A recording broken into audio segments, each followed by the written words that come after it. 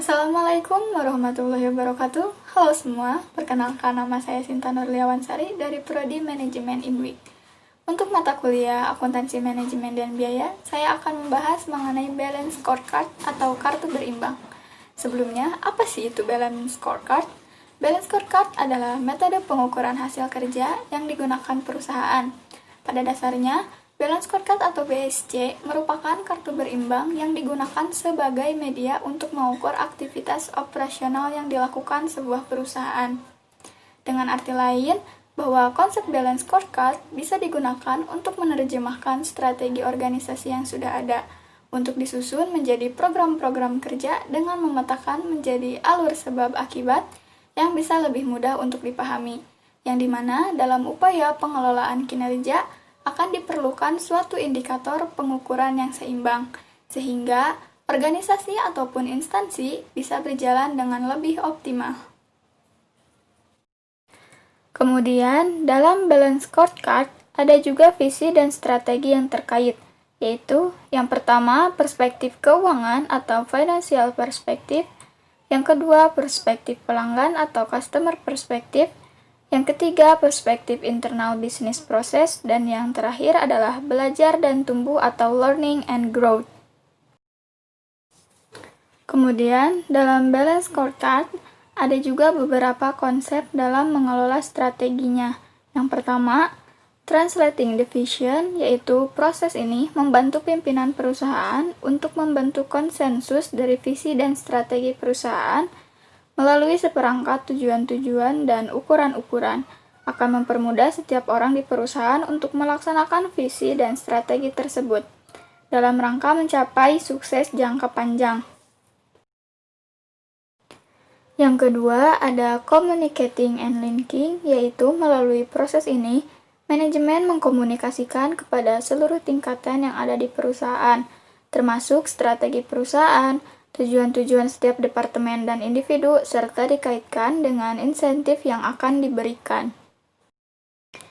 Yang ketiga, ada business planning. Pada proses ini, perusahaan mengintegrasikan bisnis mereka dengan perencanaan keuangan.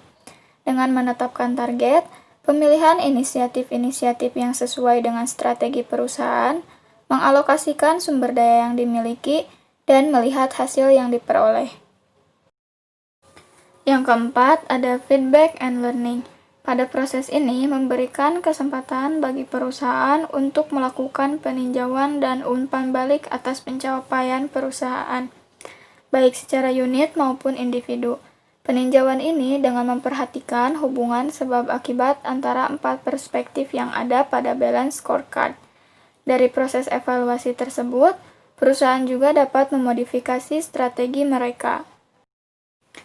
Dan dalam Balance Scorecard juga ada strategi bagaimana satu perusahaan menghubungkan ukuran dari 4 perspektif tersebut.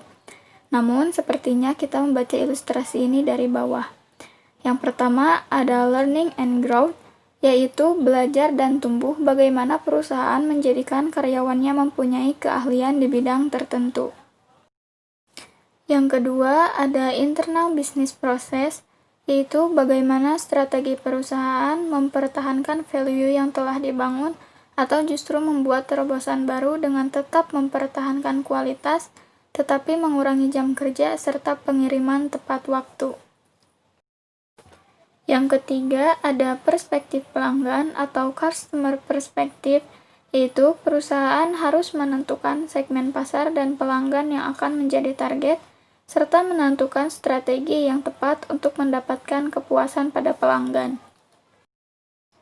Yang keempat, ada perspektif keuangan atau financial perspective. Balance Scorecard memakai tolak ukur kinerja keuangan seperti laba bersih dan ROI adalah laba dari investasi, karena tolak ukur tersebut secara umum digunakan dalam perusahaan untuk mengetahui laba. Perspektif keuangan tetap digunakan dalam Balance Scorecard karena ukuran keuangan menunjukkan apakah perencanaan dan pelaksanaan strategi perusahaan memberikan perbaikan atau tidak bagi peningkatan keuntungan perusahaan. Perbaikan-perbaikan ini tercermin dalam sasaran-sasaran yang secara khusus berhubungan dengan keuntungan yang terukur, pertumbuhan usaha, dan nilai pemegang saham. Terima kasih telah menonton video ini. Saya Sinta Nurliawansari. Wassalamualaikum warahmatullahi wabarakatuh.